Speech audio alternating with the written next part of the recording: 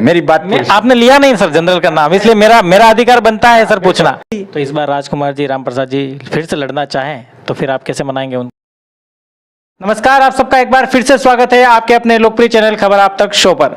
राजस्थान विधानसभा चुनाव 2023 के लिए राजस्थान का सियासी आसमान तैयार हो चुका है और इसमें तभी सभी राजनीतिक पार्टियों का तापमान बढ़ने लगा है। आपको बता दें कि राजस्थान में होने वाले विधानसभा चुनाव को लेकर भाजपा और कांग्रेस अपनी सरकार बनाने और बचाने को लेकर लगातार जद्दोजहद करती नजर आ रही है। राजस्थान के अंदर दोनों ही पार्टियां पिछले 30 साल से एक बार भाजपा और एक बार कांग्रेस का शासन चल रहा है, लेकिन कई बार तीसरे मोर्चे के रूप में भी किसी ने उठकर खड़ा होने की कोशिश करी, लेकिन सफलता हाथ नहीं लगी। पिछले समय देखा जाए तो 2018 में जहां राष्ट्रीय लोकतांत्रिक दल हनुमान बेनीवाल के नेतृत्व में तीसरा मोर्चा बनाया, तो वहीं वागड़ और मेवाड़ की सियासत में भारतीय ट्राइबल पार्टी आदिवासियों की आवाज बन के उभरी।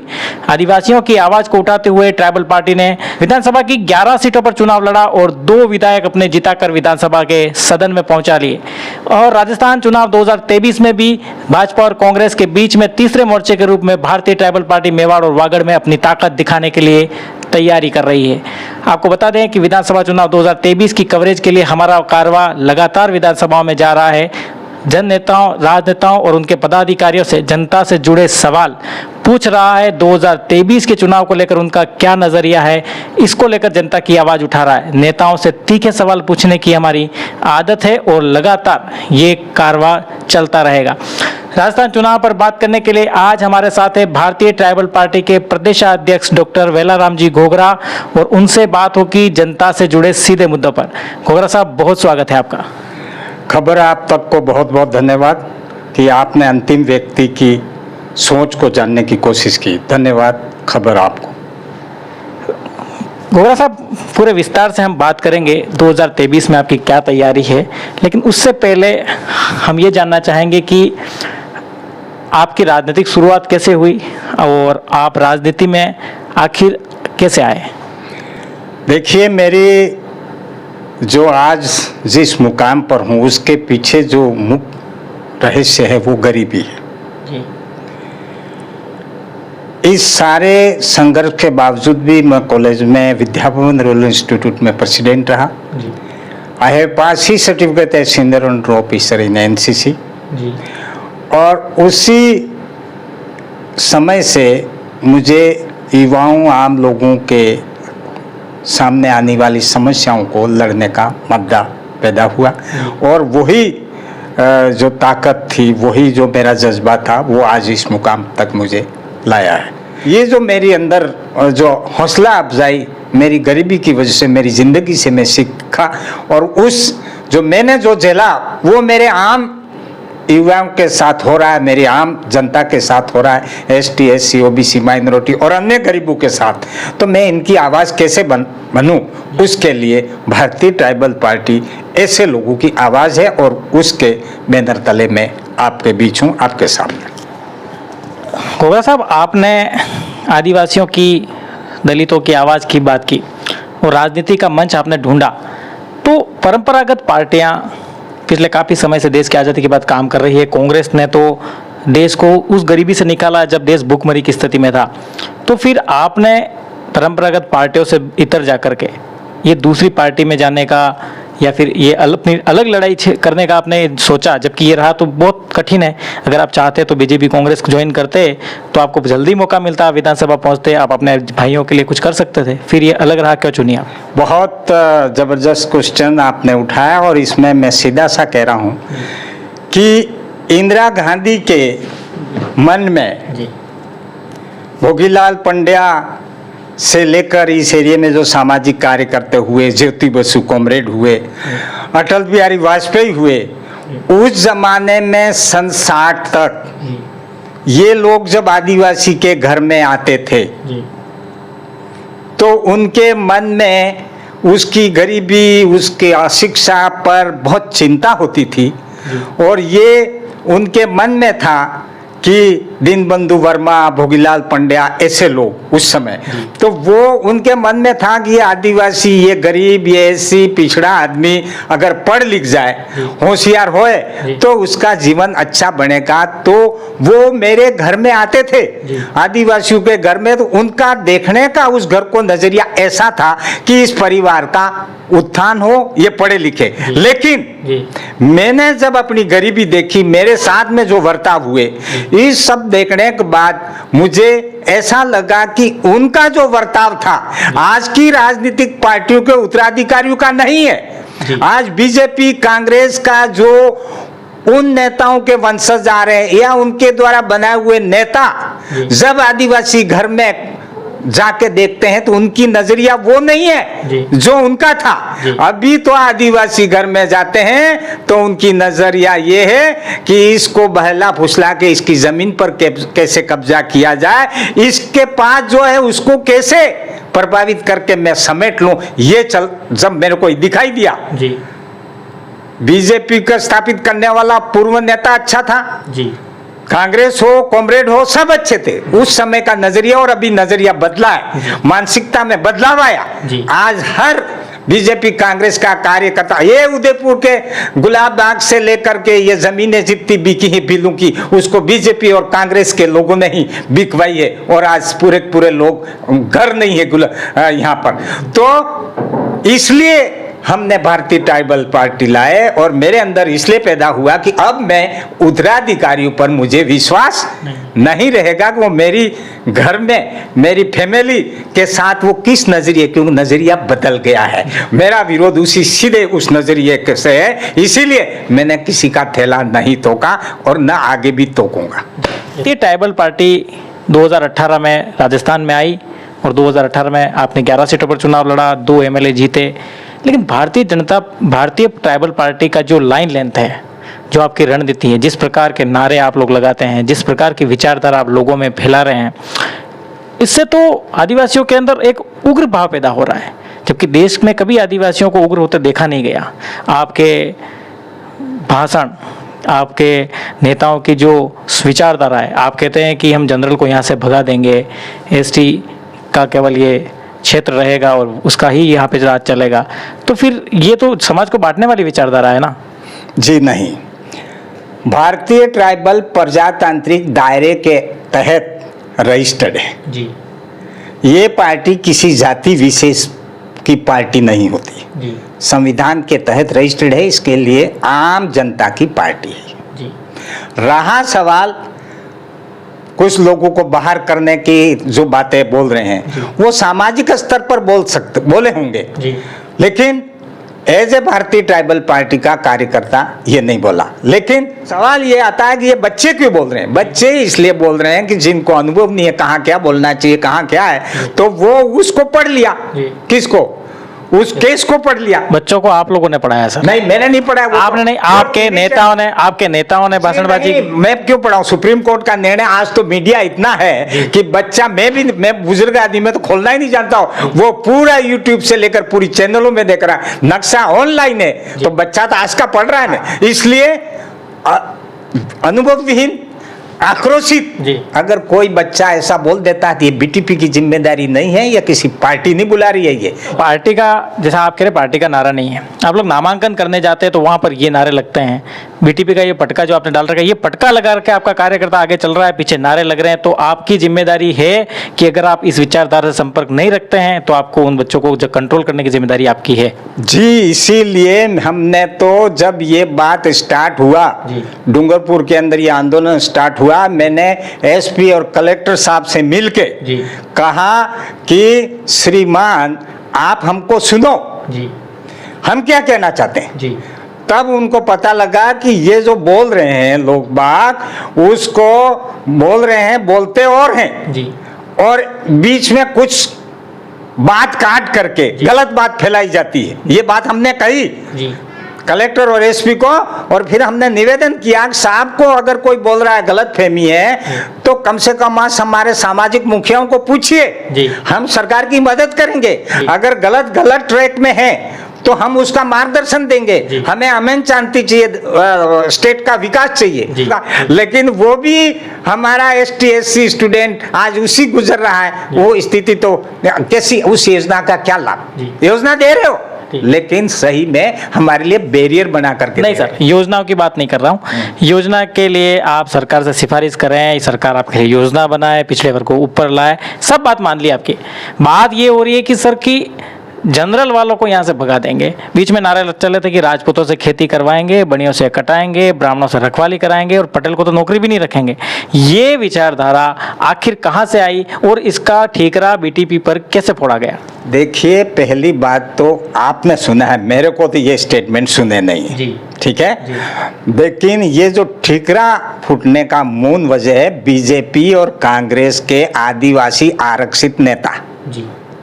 बात ये BJP कांग्रेस आरक्षित नेता किन के माध्यम से, जो टिकट दिलवा के इनको कठपुतली बनाते हैं, उनकी चाल।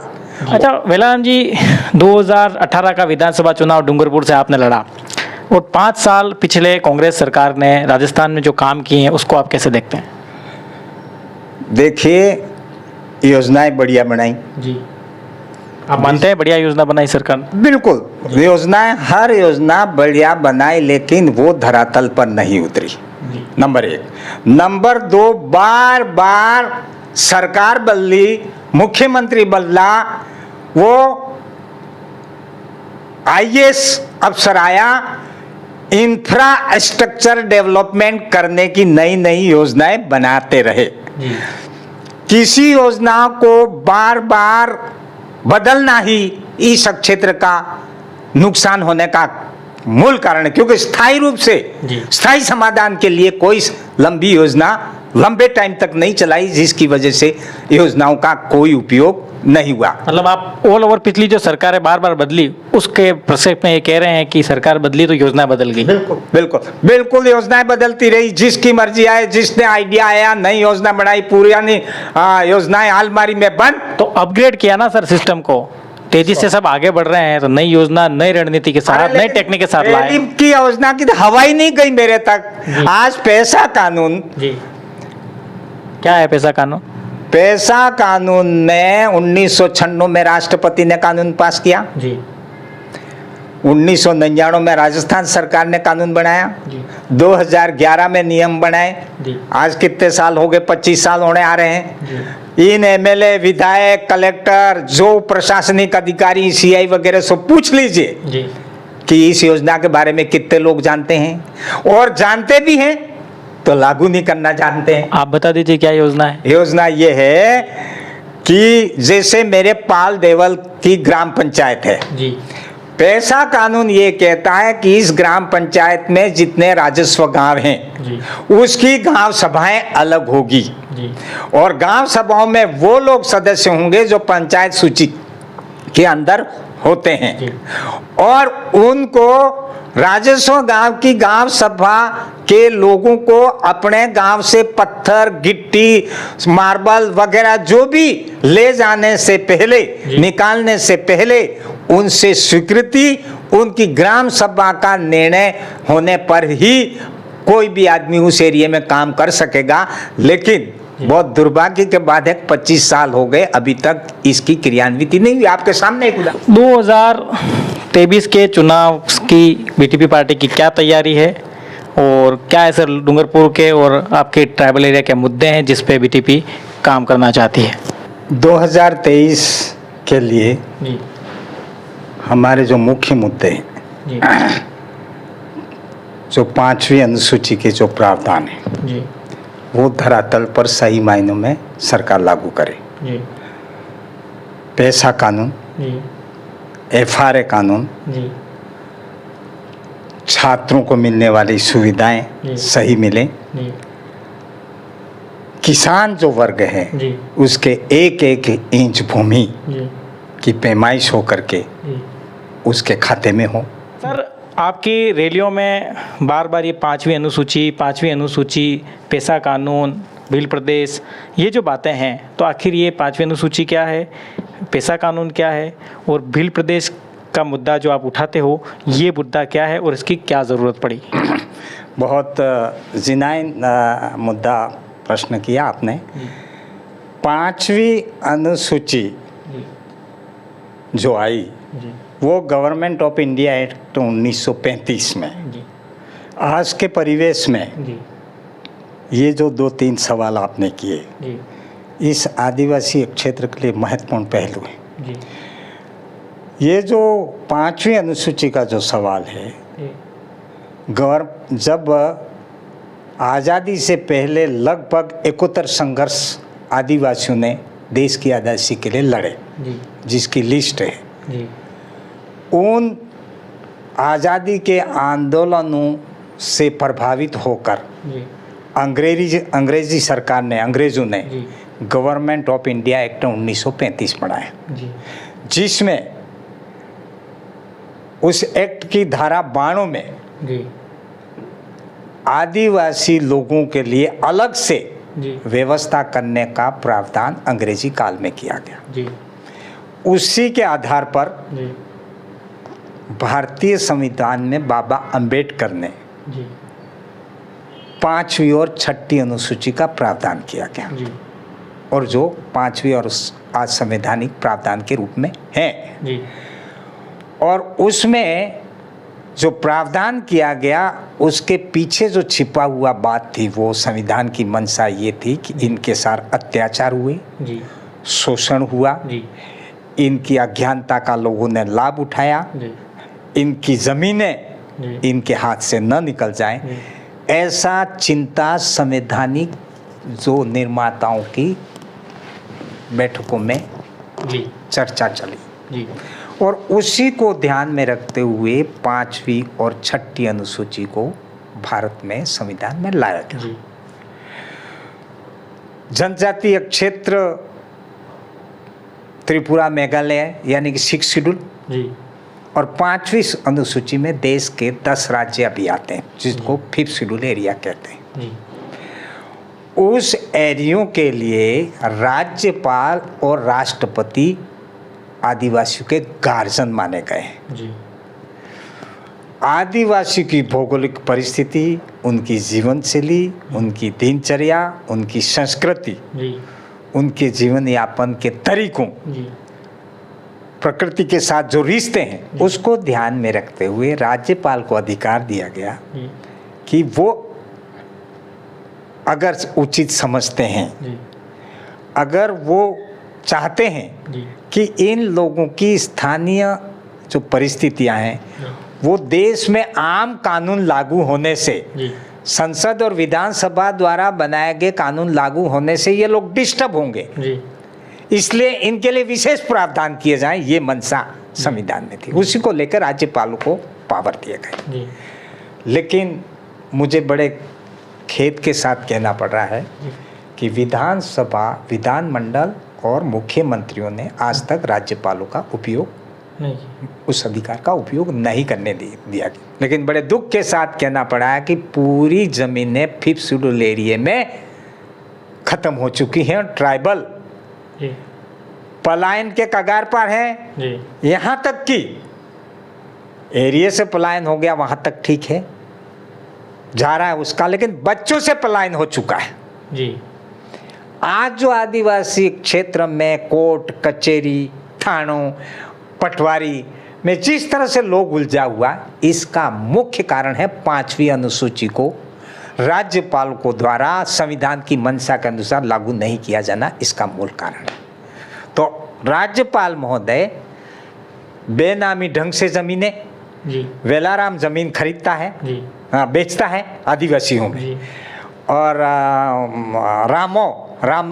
रामलाल जमीन खरीदता है। जी उसके घर में खटिया नहीं है 4, जी जी उसके घर में 4 पाई की खटिया भी नहीं है। जी वेलाराम 25 लाख में बेच रहा है और रजिस्ट्री में 25 लाख में वो खरीद रहा है। जी कौन? रामलाल रामलाल। जी तो अभी और इसमें जब मैं जाके देखता हूँ मौके पर तो फैक्ट्री और बड़ी बड़ी आलीशान बिल्डिंग बनी हुई है। तो सरकार ने तो ये नियम बना दिया कि एसटी की ज़मीन दूसरा व्यक्ति नहीं खरीद सकता, लेकिन बड़े लोग, इंडस्ट्रियल लोग आदिवासी की ज़मीन किसी और व्यक्ति के नाम से खरीद लेते हैं। ये बड़ा आरोप लगा रहे हैं आप। बिल्कुल, मतलब उस पर बैठा हुआ है दूसरा। तो पैसा तो दे रहा है ना वो, कौन? जो खरीद रहा है, बेचने वाले को पैसा तो दे रहा है ना वो। इसको खरीदने वाले को, बेचने वाले बेचने वाले को पैसा दे रहा है रजिस्ट्री उस रामलाल के नाम से।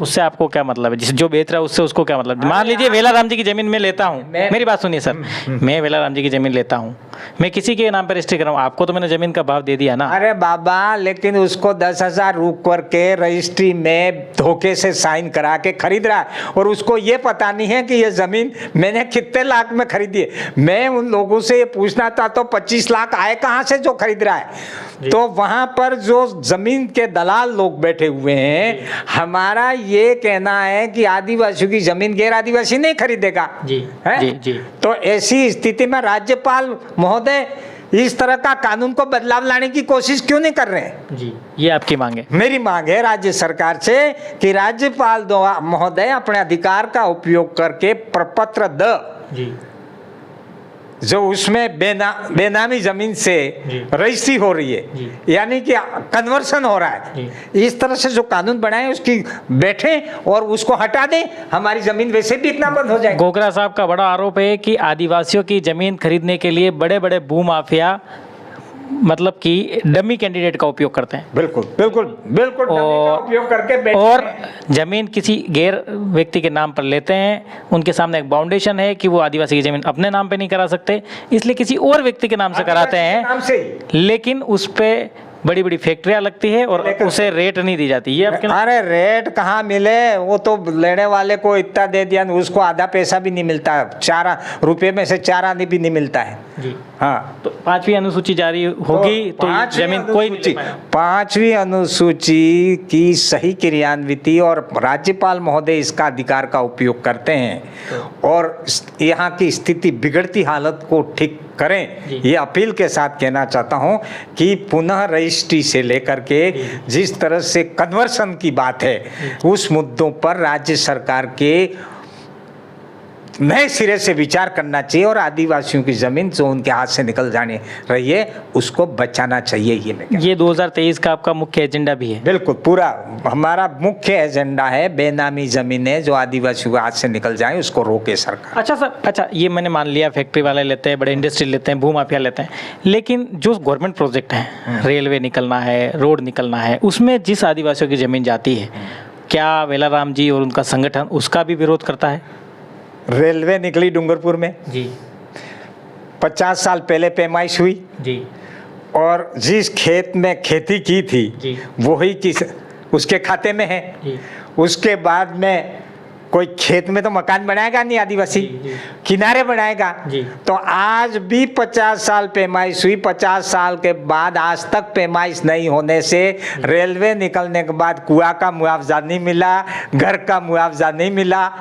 सरकार अगर मुआवजा देके जमीन लेके कोई गवर्नमेंट प्रोजेक्ट निकाले तो आपको ऐतराज है या नहीं है?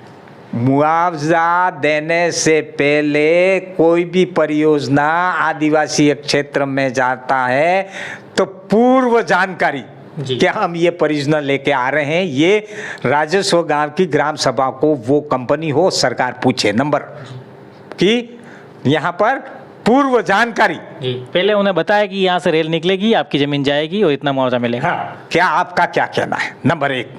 दूसरा, उनकी स्वीकृति, पूर्व जानकारी देना, उनसे स्वीकृति लेना, हाँ ठीक है, और स्वीकृति के मिलने के बाद क्या लाभ मिलेगा ये भी इनको बताना पड़ेगा।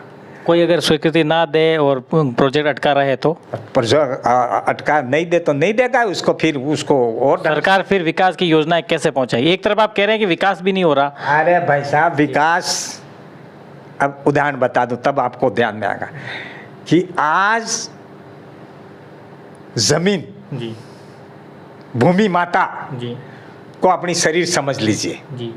अर्थ इज आवर योर बॉडी, जो बीटीपी कहना चाहती है, ये बहुत earth is our body. For example, mineral के रूप में ये मसल्स निकाल रहे हैं विकास के नाम से। जी। कौन सा? ये है ना, जी, बाइसेप्स।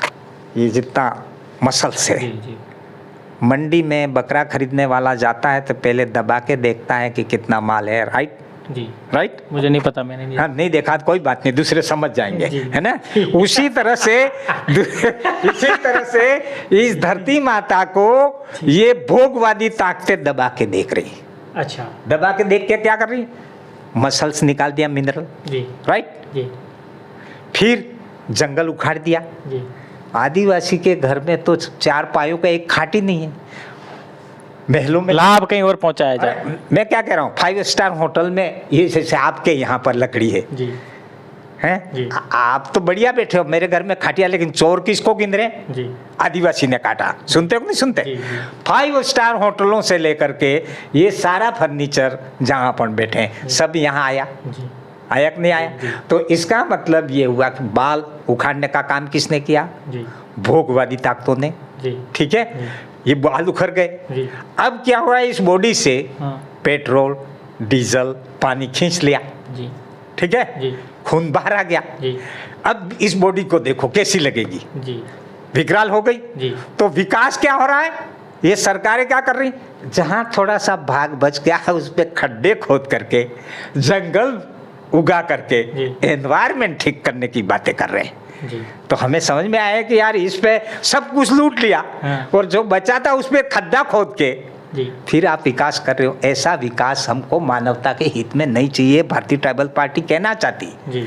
कि तथाकथित भोगवादी ताकतों, आप लोग जो प्रकृति का दोहन लिमिट से ज्यादा कर रहे हो जी। उसको रोको। जी। वो आदिवासी नहीं कह रहा है, अपने लिए नहीं कह रहा है, जी। विश्व मानवता की संरक्षण के लिए ये हमारा संदेश है। तो हम पर्यावरण बनाओ, धरती माता को बचाओ, ये अभियान भी हमारा एक इशू है, महत्वपूर्ण इशू है कि हम कहेंगे क्यों, हमारे तो जो चाहिए वही लेते हैं, दूसरा उगाते हैं, जी। है ना? तो जिस तरह से ये जो वातावरण चल रहा है, तो इस धरती माता के साथ में जो अन्याय हो रहा है इसको ठीक करने के लिए हम अपील कर रहे हैं। सर, बीटीपी अपनी अलग विचारधारा लेकर के आई। डूंगरपुर, बांसवाड़ा में आपने चुनाव लड़ा, 11 एमएलए आपकी जीते, 11 सीटों पे आपने चुनाव लड़ा और 2 एमएलए आपकी जीत गए। अलग विचारधारा लेकर के गए, ज़मीन से जुड़े मुद्दे विधानसभा में उठाते भी हैं। अप्रिशिएट करता हूं मैं भी कि ज़मीन से जुड़े मुद्दे उठाते हैं। कभी स्टूडेंट की बात हो, गांव में हेल्थ इंफ्रास्ट्रक्चर की बात हो, ये सब ठीक है। लेकिन फिर वो कांग्रेस के साथ जाके मिले, आप लोगों ने कांग्रेस का साथ दिया। फिर ग्राम में बैठे व्यक्ति को तो लगता है ना कि यार मैंने तो अलग विचारधारा के वोट दिया। फिर ये सारी अफवाह है, हमने कांग्रेस से कोई साठगांठ नहीं है, न बीजेपी कांग्रेस से, एक थैली के 2 छट्टे बट्टे हैं ये, जी। है ना? जी। हमारा कोई तालमेल। हाँ, कुछ लोग इस बातें करके बीटीपी को तोड़ने की साजिश कर रहे हैं। हम किसी से नहीं मिले, बात एक ही है, सीधी बात। ये बात शुरू हुई सर जब सरकार गहलोत साहब की गिर रही थी, तो बीटीपी के 5 सदस्य टीम उनसे मिली और मैं ये इस मुद्दे पर नहीं, मैं तो एक ही बात कहता हूँ कि हमारी बीटीपी जो जीती, जी जी हमारे लोगों के दिमाग में जी ये एक सोच डेवलप हुआ जी। कि हमारे साथ अन्याय हुआ है। जी, जी। हमने जानकारी दी जी। कि ऐसा हुआ है, नहर आ रही थी, जी। बीच में कबाड़े सारे ये लोग खा गए। जी। तो लोग ऐसे बोले अरे यार तब हमारे लिए नहर आ रही थी, हाँ हाँ, अरे यार ये तो गलत है। तो आपको ताजुब होगा, बीटीपी के पास 1 पैसा नहीं था, जी। बिना पैसे 2 एमएलए जितना जी जी वक्त रखता है ना। बिल्कुल, बिल्कुल। तो बिल्कुल। सोच में एक बदलाव, बिल्कुल सोच में बदलाव। जी। आज भी हम कह रहे हैं बीटीपी के पास कोई पैसा नहीं है, लेकिन हमारे विधानसभा के अंदर हमारे लोग निकलेंगे। क्यों निकलेंगे कि हम जब वायदा याद दिलो अभियान जी। चलाएंगे, जी। हैं, जी। चाहे बीजेपी का नेता हो, चाहे गहलोत साहब हो, चाहे वसुंधरा हो या उनके उत्तराधिकारी हैं, जी, जी। कह के गए कि ये तालाब बनाएंगे, जी। हम सीधे जाके एक ही बहेंगे कि भाई ये कह के गए थे, क्या हुआ? जी। अब क्या सुनने के लिए तैयार हैं? जी। नहीं सुनेंगे वो, हम हमारी मर्जी है, जो करेंगे देख लेंगे, बस आप पधारिए। आपके ये सारे मुद्दे आप कह रहे हो, आदिवासियों के हक की लड़ाई आप लड़ रहे हो, आपका ये दावा है। तो फिर बीजेपी हो, कांग्रेस हो, कोई सी भी पार्टी लड़े, सीट तो एसटी के लिए रिजर्व है, आपका ही भाई जा रहा है। तो फिर ये अलग से आप कौन से आदिवासी बन गए और अलग से आइए, लोगों को अलग विचारधारा में डालने की क्या ज़रूरत है? आपका तो भाई लड़ रहा है। फिर हमारा भाई आरक्षित सीटों से संविधान की प्रावधान की वजह से है। जी लोगों की आवाज़ के लिए वो टिकट मिला, जी लेकिन टिकट जो दिया गया वो मीडिएटरों द्वारा, जी चाहे बीजेपी कांग्रेस में जी कुछ जो दलाल होते हैं वो टिकट दिलाते हैं। जी तो वो टिकट, क्योंकि वेलाराम मान लो कोई एमएलए खड़ा होता है कोई भी, जी। तो उसके पास पैसा तो है नहीं, जी तो चुनाव होते ही वो गाड़ियाँ लगा देंगे, जी। गाड़ियाँ लगा देंगे, उसको पैसे भीड़ इकट्ठी करने के लिए ये करेंगे और उसको कहेंगे चुपचाप तू तो बैठा रहे, तू तो वहाँ भाषण देना है वहाँ पर, और उस तरह से उसको ऐसा कर देते हैं कि जो हम लिख के दें जी वही तुझे बोलना है और तेरे को दिमाग लगाने की कोई ज़रूरत नहीं है। अर्थात जी बीजेपी कांग्रेस से सिलेक्टर 70 वर्षों में जो नेता गए उनको जीतने के बाद जी। नहीं बोलने का सर्टिफिकेट दे दिया जाता है और वो 5 साल अपनी जेब में वही सर्टिफिकेट लगता है।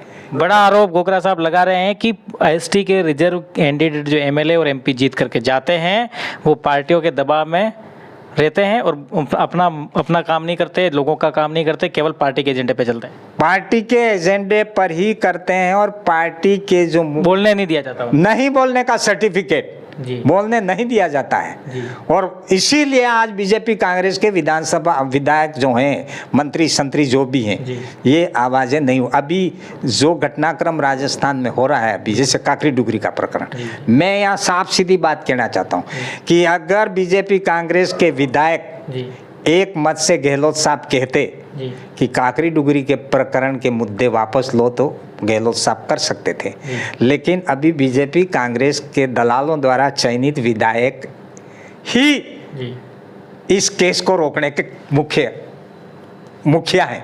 जी वो ये चाह रहे हैं कि अगर ये केस ले लिए बीटीपी ताकत में आएगी तो हमारी सीट का क्या होगा, ये जनता खड़ी कर देगा और लोग जीत जाएंगे, हमारी छुट्टी हो जाएगी। इसलिए सबसे बड़े नहीं बोलने के सर्टिफिकेट के चलते बीजेपी कांग्रेस में जो आरक्षित नेता गए वो जिम्मेदार हैं। जी सर, गोगरा साहब एक क्वेश्चन मैं और पूछना चाहता हूँ। तो बड़ा आरोप लगता है कि 5 सदस्यीय टीम गहलोत साहब से मिलने गई राष्ट्रपति चुनाव के टाइम पे, सरकार गिरी उस समय, आपने एक 17 सूत्री मांग का एक पत्र उनको दिया। कहा जाता है कि गहलोत साहब ने वो मांगे पूरी नहीं की। आप लोगों का आरोप है कि वो मांगे मानी नहीं। उसमें एक सावला के एसडीएम को तुरंत हटाना था, काकरी डुंगरी के केस वापस लेने थे, बहुत सारी ऐसी मांगे थी आपकी। फिर जब मांगे उन्होंने मानी नहीं पहली बार में, तो फिर आपने जिला परिषद के चुनाव में डूंगरपुर में 7 कांग्रेस ने आपका नहीं दिया, तो फिर आपने फिर से राष्ट्रपति के चुनाव में गहलोत साहब का साथ क्यों दिया? देखिए साहब, इस मामले में मैं एक ही बात कह देता हूँ कि 17 सूत्री मांग पत्र जो दिया, हमने समर्थन नहीं दिया था, मांग पत्र था जी, क्योंकि स्टेट के मुखिया थे जी, कि हमारी प्रॉब्लम सॉल्व करेंगे, जी, लेकिन आज तक नहीं की। जी, और आज तक उस मामले में, जैसे काकरी डुगरी प्रकरण आपके सामने है, जी, करोड़ों रुपए के नुकसान करने वाले बड़े बड़े आंदोलनों का इन्होंने माफ़ कर दिया। जी, आज तक काकरी डुगरी प्रकरण में हमारे मुद्दे वापस लेने के, अभी जो ST/SC महापंचायत जयपुर में हुई, जी, उसमें पहला मुद्दा, क्योंकि मैं उसमें कमेटी में था, जी, पहला मुद्दा काकरी डोरी और 2 अप्रैल के मुद्दे जुड़ाए, जोर से बात कही कि पूरा मिल करके कि इसका समाधान करना चाहिए, तो निश्चित ही उसका दबाव बना है और मुझे विश्वास है कि इस मामले को आने वाले टाइम में लेंगे। लेकिन ये बात बार बार आ रही है MLO की, वहाँ चले गए, वहाँ चले गए, ये पैसा खाया आपने, पैसा खाया, ये किया। खाया आपने? मैं इस चीज़ पे पूरी तरह से खारिज करता हूँ, क्योंकि मैं एज ए मुखिया, मुझे इस बात की कोई जानकारी नहीं है, इसलिए कौन कहाँ गया, कौन क्या बोल रहा है, सब BTP को तोड़ने की साजिश है, बस इसके अलावा मैं कुछ नहीं कहूँगा। पैसा नहीं खाया मतलब झूठा आरोप है? अरे भाई, झूठा क्या, हमने तो ये आप लोग उसे सुन रहे हैं, बड़े बड़े कांग्रेस के नेताओं से सुन रहे हैं, ये ऐसा पैसा खा गए, वही प्रूव करें ना जी, वही प्रूव करें कि इतने खाए तो किसने दिए, क्या है, बताइए ना आप। मैं तो जानता ही नहीं, मैं काहे को बात करूं इस मामले में, मुद्दे को बात करने की जरूरत ही नहीं है मेरे को। 2023 की तैयारी BTP क्या कर रही है, क्या जातिवाद का जो आरोप बीटीपी पे है उसका एजेंडा बीटीपी चेंज करेगी या फिर अपने उसी जातिवाद के एजेंडे को लेकर के चलेगी, या सब समाज को साथ में लेकर के बीटीपी इस बार चलना चाहती है? देखिए, जी भारतीय ट्राइबल पार्टी का रजिस्ट्रेशन जी भारतीय संविधान के नियमों के अनुसार हुआ है। जी तो कोई पार्टी होती है वो किसी जाति विशेष की नहीं होती। जी देश में गवर्न हर जाति को साथ लेकर के चलना पड़ता है जी और उन सब की सेवा में पार्टी काम करेगी। जी तो ये जो अफवाहें फैल रही हैं, जी। कई बातें हो रही जी। है, मैं आपसे सुन रहा हूँ, लोगों से सुन रहा हूँ, जी। ये जो हमसे ज़्यादा तो जो अफवाहें फैलाने वाले हैं जी जी पार्टियों के दलाल हैं, जी और बीजेपी कांग्रेस के जो दलाल हैं, जो जिस तरह से एमएलए को गुमराह करके जनता वोट बटोरने का जो काम करते जी। हैं, उनके हित के लिए जी बीटीपी को खड़ा होने से रोकने की एक साजिश है। जी बिल्कुल सारे आरोप, क्योंकि हम तो बोल ही नहीं रहे, जी हम तो बोल ही नहीं, वही बोल रहे हैं। अब किसने क्या लिया क्या नहीं लिया वो जाने, प्रूव करें उस चीज़ पर सर आप कह रहे हो हम नहीं बोल रहे, लेकिन 2018 में जब आप प्रचार कर रहे थे तो केवल आदिवासियों की बात बीटीपी नहीं करी। जनरल, उसमें जनरल नहीं था, उसमें ओबीसी नहीं था, उसमें एससी भी नहीं था, उस समय केवल आपने एसटी की बात करी। लेकिन फिर आपको लगा कि आपका जीतने का मैथमेटिक बैठता नहीं है, इसलिए अब पार्टी लाइन चेंज कर रही है। अरे ये तो बाद की बात है, पार्टी रजिस्ट्रेशन जो हुआ है, रजिस्ट्रेशन तो हुआ, मान लिया, मान लिया, उसमें तो क्लियर है ना, जी। उसमें एसटी एससी ओबीसी और अन्य लोगों की सेवा में पार्टी काम करेगी। जी, जी। तो इसमें तो कोई सिर पिरा आदमी कोई कुछ बोल दे तो पार्टी थोड़ी मानेगी कोई। जी हाँ नहीं, हमने हमारा बीटीपी पार्टी ने हमें जो आप लोग आरोप लगा रहे हैं ऐसा कुछ नहीं। 2023 के चुनाव में किसी भी बीटीपी नेता द्वारा जाति का बयान देखने को नहीं मिलेगा, आश्वासन देते हैं। देखिए, जाति का बयान तो देने के सवाल ही नहीं उठ रहा है ना, जाति का बयान नहीं, बल्कि जो कुछ लोग जी आदिवासियों में भी गलत लोग हो सकते हैं। जी सुनना आप, मैं मेन बात कहना जी चाहूँ, सवाल जाति का नहीं, सवाल ये है कि चाहे एसटी हो, ओबीसी हो, माइनॉरिटी गरीबों के साथ में चाहे आदिवासी भी गलत कृत्य करेगा, व्यक्ति विशेष, जी जी चाहे दूसरी जाति में भी कोई व्यक्ति होगा, जी। उसका विरोध जोरदार शब्दों में करेगा, लेकिन पूरे समाज का जी उसको बीटीपी नहीं जोड़ती। जी। अगर कोई मर्डर कर दे जी। है जी। उसके लिए आंदोलन जी। करेगा, जी। तो इसके साथ गलत हुआ क्या हम नहीं बोलने का हक नहीं रखते बिल्कुल हैं? हम वो बोलेंगे। हमारा बीटीपी किसी जाति विशेष के विरुद्ध नहीं बोलेगी, बल्कि अगर किसी भी जाति का आदमी है उसके विरुद्ध बोलेगी। जो वो मान करते लिया, करते। वो मान लिया सर, जो वो करते तो आपका अधिकार भी बनता है और ऐसा होना भी चाहिए। लेकिन दूसरे लोगों को जैसे भगा देंगे, यहाँ से हटा देंगे, हम मूल मालिक हैं, हम ही रहेंगे, हमारा ही राज होगा, इस तरह की बातें बीटीपी 2018 में करने सुनने को मिली, तो क्या ये एजेंडा चेंज करेगी? अरे हम तो बोल ही नहीं रहे हैं ना जी, आपके नेता बोलते हैं। नहीं, हम बोल ही नहीं रहे हैं। क्यों? 2-3 मुद्दे मेरा एक है, तो एक कि ये जिला प्रमुख का चुनाव जब डूंगरपुर में हुआ तो आपके दोनों पार्टी के एमएलए वहाँ से गायब हो गए, उनका फ़ोन बंद कर दिया उन्होंने। आपने गहलोत साहब से रिक्वेस्ट नहीं की कि हमने आपकी सरकार बचा ली, आप हमारा कम से कम जिला प्रमुख तो बनवा लो। एक दूसरा, अभी बीटीपी के 2 टुकड़े हो चुके हैं, दोनों एमएलए अलग अलग चल रहे हैं, आप प्रदेशाध्यक्ष हैं, आपका फ़ोन नहीं उठाते, आपके कहने में नहीं है, दोनों अलग अलग चल रहे हैं, तो इन दोनों मुद्दों पर क्या बोलेंगे आप? देखिए, जी गहलोत साहब सहयोग करें, ये हमारे विधायकों ने जिला प्रमुख मामले में कहा था, जी लेकिन कहा था उन्होंने। बिल्कुल बिल्कुल हमने ऐसा है, लेकिन जो उन्होंने इस चीज़ को पता नहीं उन्होंने नहीं माना है या बीच वाले लोगों ने फीडबैक दिया जी और वो ऐसा काम कर दिया। जी रहा सवाल पार्टी बट गई है, ऐसा कुछ भी नहीं है। जी जो अंदरूनी मामला है हम मिल बैठ करके हमारे सब ठीक कर लेंगे, ऐसी कोई चीज़ नहीं। दोनों विधायकों का तो ये भी सुनने में आ रहा है कि अब बीटीपी का जो नियम है कि एक एमएलए एक ही बार लड़ सकता है, और अब वो सोचते हैं कि उन्हें मौका नहीं मिलेगा, इसलिए वो अलग पार्टी बना रहे हैं। देखिए साहब, बीटीपी के पार्टी विधान में ऐसा कुछ भी नहीं है। जी ये हमारा सामाजिक निर्णय था। जी बीटीपी कोई पार्टी नहीं है, ये लोगों की आवाज़ है, जी लोगों की आवाज़ है। जी तो संविधान में ऐसा नहीं था, लेकिन एक लोगों की आवाज़ थी, और जिसमें ये बात बार बार आई थी कि एक ही परिवार के बार बार लोग बनते हैं। जी तो क्यों नहीं, अगर हम वोट देते हैं, जी। हम लोग निर्णय करते हैं, हम टिकट हमारे आदमी को आगे बढ़ाएंगे, तो हम 1 साल जो एमएलए रह जाए दूसरी बात नहीं देंगे। बात तो इतनी सी है, जी। इस बात को तो सबको समझना ही चाहिए। तो इस बार राजकुमार जी, रामप्रसाद जी फिर से लड़ना चाहें तो फिर आप कैसे मनाएंगे उनको? मैं अभी इस बारे में कुछ नहीं कहूँगा। जी। 2023 का विधानसभा चुनाव बिल्कुल करीब आ चुका है। राजस्थान के मेवाड़ और वागड़ के क्षेत्र में भारतीय ट्राइबल पार्टी बिल्कुल भी झुकने को तैयार नहीं है। उनका आरोप है कि परंपरागत कांग्रेस और बीजेपी ने जो आदिवासियों का विकास होना चाहिए था वो उन्होंने नहीं किया। यहाँ तक कि कई सारे कमीशन की रिपोर्ट जो लागू होनी चाहिए थी वो भी नहीं की।